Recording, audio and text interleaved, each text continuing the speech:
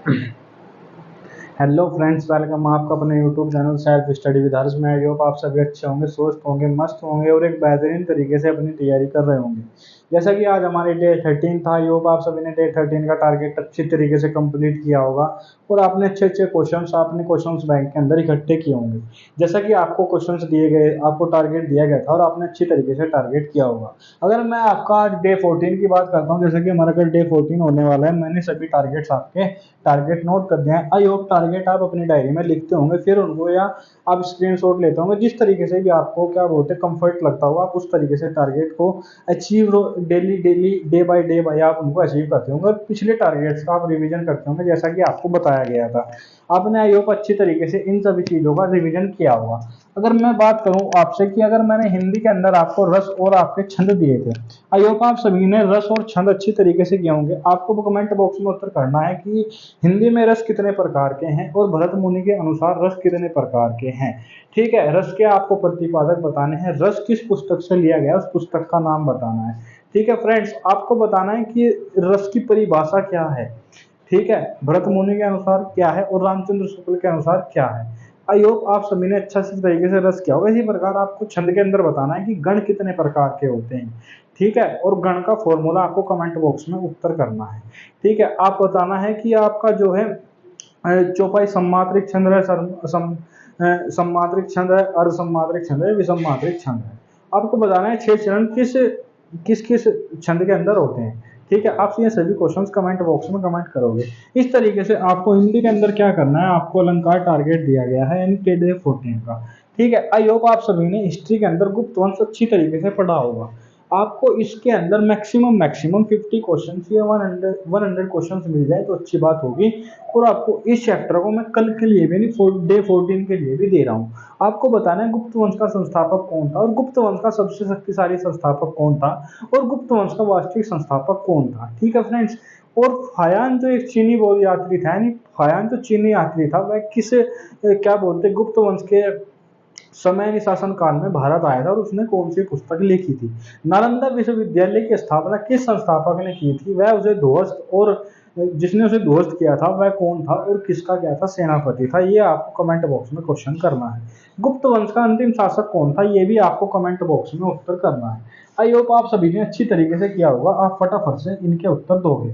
आपको यहाँ तक समझ में आया, यस कीजिए, ओके कीजिए, हम आगे चलते हैं। इसी तरीके से आपको क्या करना है, ज्योग्राफी के अंदर हिमालय मैंने आपको दिया था, मैंने आपको ग्रह भी दिया था। आपको बताना है पृथ्वी का सबसे नजदीक ग्रह कौन सा है, कमेंट बॉक्स में उत्तर करना है। पृथ्वी का आपको बताना है कि उपग्रह कौन सा है, पृथ्वी अपने अक्ष पर कितने समय में यानी कि कितने देर में चक्कर लगाती है, वो भी आपको कमेंट बॉक्स में उत्तर करना है। इसी तरीके से आपको बताना है मंगल और बृहस्पति के बीच में किन ग्रहों का वास है।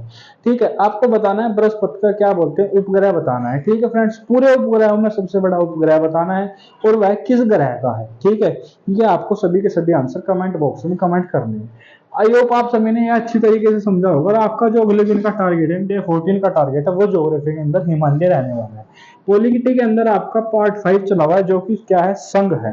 आई आई होप आपने इसके अंदर अच्छी तरीके से रिवाइज किया होगा, क्योंकि इसको आज शायद 3 या 4 दिन होने वाले हैं, कल इसको 4 दिन हो जाएंगे, जिसके अंदर की बहुत से आर्टिकल्स है, पर हमें इसके अंदर इंपॉर्टेंट आर्टिकल करने होंगे।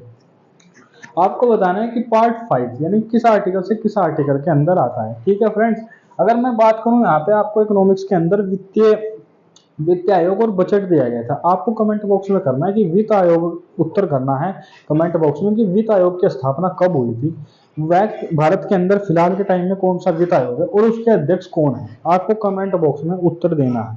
ठीक है, आपको बताना है सर्वप्रथम किस देश में बजट की क्या हुई थी, अनाउंसिंग हुई थी यानी बजट पेश किया गया था। ठीक है, वो क्या बोलते हैं किस सन में किया गया था। भारत में स्वतंत्र और गणतंत्र क्या बोलते हैं बजट कब कब पेश हुए और किसने किए। भारत में वह पहली महिला बतानी है जिसने बजट पेश किया था। सबसे अधिक बार बजट पेश करने वाले कौन है। ठीक है, बजट भारत के अंदर बजट के प्रणेता या जन्मदाता किसको कहा गया है। ठीक है, आप सभी क्वेश्चंस के आंसर कमेंट बॉक्स में कमेंट कर देंगे और आपका अगले दिन का टारगेट ये रहा। आई होप आप सभी ने अच्छी तरीके से स्टैटिक्स में यानी यूनेस्को हेरिटेज साइट आपने अच्छी तरीके से पढ़े होंगे। धरोहर स्थल, आपको काजीरंगा राष्ट्रीय उद्यान बताना है कहाँ स्थित है, वह किस समय यानी किस सन के अंदर यूनेस्को हेरिटेज साइट में वह जोड़ा गया था। आपको कमेंट बॉक्स में उत्तर करके बताना है कि मानस राष्ट्रीय उद्यान कहाँ इस स्थित है, यानी कि कहाँ स्थित है, वह कब जोड़ा गया था। ठीक है, इसी तरीके से आपने अच्छे अच्छे क्वेश्चंस करे होंगे। ठीक है, इसी तरीके से आपको साइंस के अंदर विद्युत दिया गया था, आपको विद्युत के अंदर बताना है कि विद्युत का अच्छा सुचालक और कुचालक उसके अंदर बताना है। आपको विभव का अनुमान मात्रक बताना है क्या होता है। आपको क्या बोलते हैं, धारा का मात्रक बताना क्या होता है। ठीक है फ्रेंड्स, आप सभी, आई होप आप सभी ये क्वेश्चंस के उत्तर कमेंट बॉक्स में दोगे। उसके बाद आते हैं पीवाईक्यू, यानी हमने पीवाईक्यू क्यों रखे हुए हैं।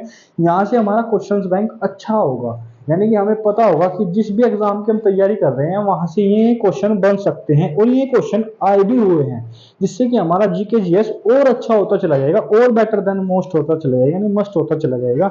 जिसमें कि हमें जीके जीएस के अंदर ज्यादा डर रहता है, एग्जाम्स के अंदर बैठकर उतना डर हमें नहीं रहेगा। अगर एक एक्सपीरियंस एग्जाम्पल को इस पर समझते हैं, अगर हमारी शिफ्ट के अंदर, यानी हमने किसी भी एग्जाम दिया, एसएससी का कोई भी एग्जाम हो, तो उसके अंदर छोड़ के जीडी को सभी के अंदर 25-25 के आते हैं, जीके के पर्सन आते हैं, तो हमारा वहां पे इतना कॉन्फिडेंस होगा कि हम वहां से 15 और 20 के बीच में क्वेश्चंस करके आएंगे जीके जीएस के अंदर। अगर आपने इस तरीके से पढ़ा, जिस तरीके से मैं पढ़ा रहा हूँ, मैं आपको टारगेट देता हूँ, वो आपको अचीव करने होंगे।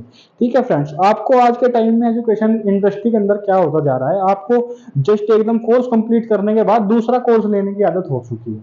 अगर आपने जब कोर्स कंप्लीट किया हो, वहीं आपको उस क्या बोलते हैं, जिस भी आपने प्लेटफॉर्म से कोर्स कंप्लीट किया हो, वहीं आपको बताया गया हो कि अगर आप इस तरीके से पढ़ाई करें, इस तरीके से आप प्रिपरेशन करें, तो आपका सिलेक्शन बहुत जल्दी हो सकता है। पर वो हमारे यहाँ नहीं है। हमारे यहाँ क्या है कि आओ अपना कोर्स बेचो, अच्छे अच्छे तरीके से उसकी परफॉर्मेंस बच्चों के अंदर दो, वहां से पैसा लो, फिर कोर्स दो, फिर पैसा लो, फिर कोर्स दो। जैसे कि अभी आगामी परीक्षा है, एसएससी जीडी के लिए बहुत से कोर्स निकल चुके हैं भाई। जब आपने एसएससी जीडी का कोर्स कर लिया था, तो अब आपको अगेन क्या कोर्स लेने की आवश्यकता है। आपको तो रिवीजन करना चाहिए, मॉक देने चाहिए, मॉक का एनालाइज करना चाहिए, पीवाईक्यू क्वेश्चंस लगाने चाहिए, अच्छे अच्छे क्वेश्चंस इकट्ठे करने चाहिए।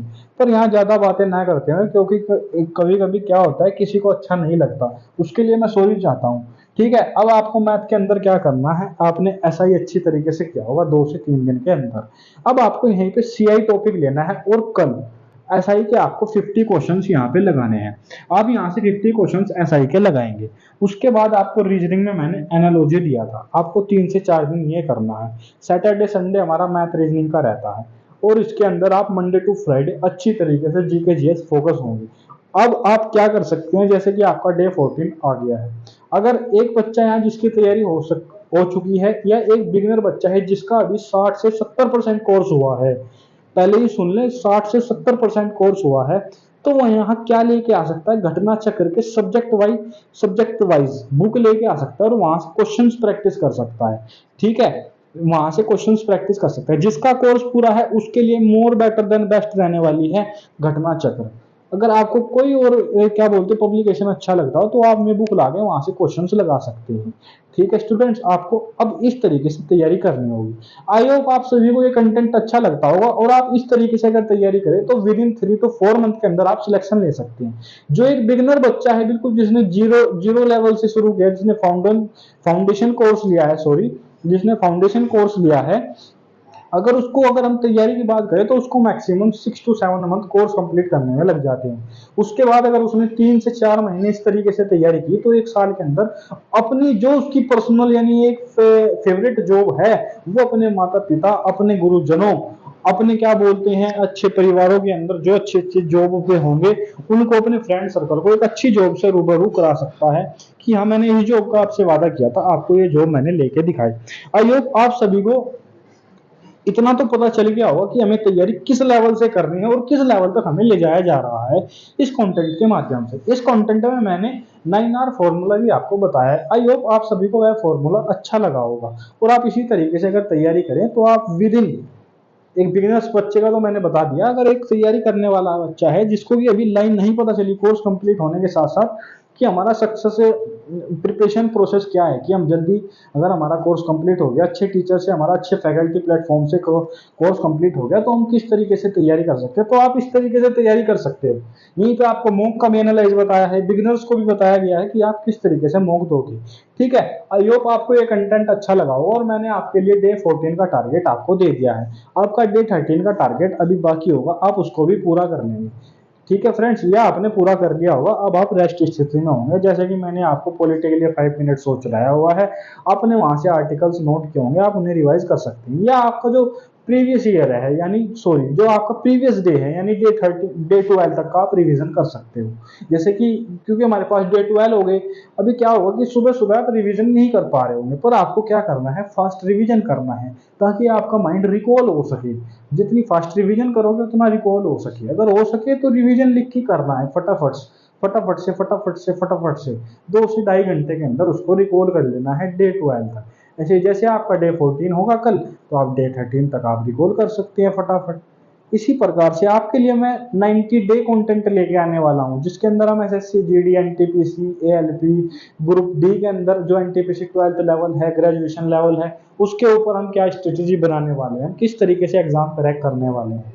आई होप आपको अगर ये कंटेंट अच्छा लगता हो तो वीडियो को लाइक कीजिए, ज्यादा से ज्यादा शेयर कीजिए और चैनल को कीजिए सब्सक्राइब, जिससे कि और की भी आपके फ्रेंड्स की भी हेल्प हो सके, जिसको कि अभी तैयारी करने की लाइन नहीं मिली, वह बहुत ही सीनियर हो चुका है और तैयारी में लगा हुआ है। अगर उसको विद इन 3 मंथ के अंदर सिलेक्शन चाहिए तो ये 21 डे स्टडी हार्ड चैलेंज एक बेस्ट कंटेंट है। यहाँ से आप शुरू करें, फिर इसके बाद आप अपने अंदर इंप्रूवमेंट देखना। तो जैसे आपका डे 14 हो चुका है, आपके अंदर 60 से 70 या 65% आपके अंदर इंप्रूवमेंट आया होगा, इस बात की मैं 100% श्योर गारंटी लेता हूँ, अगर आपने इस तरीके से स्टडी की होगी। क्योंकि मैं जब से कोर्स पूरा किया है, अच्छे टीचर्स से मिला हूँ, अपने फैमिली मेंबर्स जो कि एक अच्छी अच्छी पोस्ट पे भी अभी जॉब कर रहे हैं हाल फिलहाल के अंदर। और मेरे जो फ्रेंड्स है, मेरा फ्रेंड सर्कल भी ऐसा है जिसके अंदर कुछ फ्रेंड्स जॉब पे भी जा चुके हैं, जॉब्स ले चुके हैं। मेरे सीनियर भी खुद ऐसे ही हैं, जो कि जिन्होंने मुझे इस तरीके से पढ़ाई करना सिखाया। इसी माध्यम से मैं आपको गाइडेंस करना चाहता हूँ, जिस माध्यम से मुझे गाइडेंस मिलता है फ्रेंड्स। अब यहाँ पे इंडस्ट्री के अंदर, यानी एजुकेशन इंडस्ट्री के अंदर क्या हो चुका है, केवल पैसे से बात की जाती है। अगर किसी के पास पैसा है तो उसको उसको एजुकेशन हम दे सकते हैं। ठीक है फ्रेंड्स, ज्यादा बातें ना करते हुए, ठीक है, हम अपने क्या देते हैं, टारगेट पे ध्यान देते हैं। तो आपको आई होप ये टारगेट समझ में आया होगा। यह आपका डे 14 का टारगेट है, डे 13 का टारगेट आपने अच्छी तरीके से कंप्लीट किया होगा। फ्रेंड्स, आप स्वस्थ होंगे, मस्त होंगे और बेहतरीन तरीके से अपनी स्टडी करते रहिए। स्ट्रेस जरा सा नहीं लेना है स्टडी के अंदर। अगर आपको दिखता है कि आज मैं बोर हो रहा हूँ, कोई नहीं, आप 2 से ढाई घंटे रेस्ट कीजिए, माइंड फ्री होइए, उसके बाद उठ के, यानी कि आराम करके, ना कि जब आप स्ट्रेस के अंदर है तो आप फोन क्यों चला रहे हैं, और ज्यादा स्ट्रेस होगा। ठीक है, उठिए, आराम से रिलैक्स फील होइए, अपने को फ्रेश कीजिए, उसके बाद स्टडी पे बैठ जाइए। हाँ, स्टडी करना है तो करना है, स्टडी करना है तो करना है, माता पिता को धोखा नहीं देना है। और एक मोस्ट इंपोर्टेंट बात जो कि मैं भी करता हूं, आए हुए क्वेश्चंस एग्जाम में गलती न हो, इसलिए इस तरीके से ये टारगेट आपको दिए जाते हैं कि आप पर टॉपिक को, पर चैप्टर को अच्छी तरीके से अपनी एनालाइज, अपने क्वेश्चंस बैंक के अंदर ले जा सको।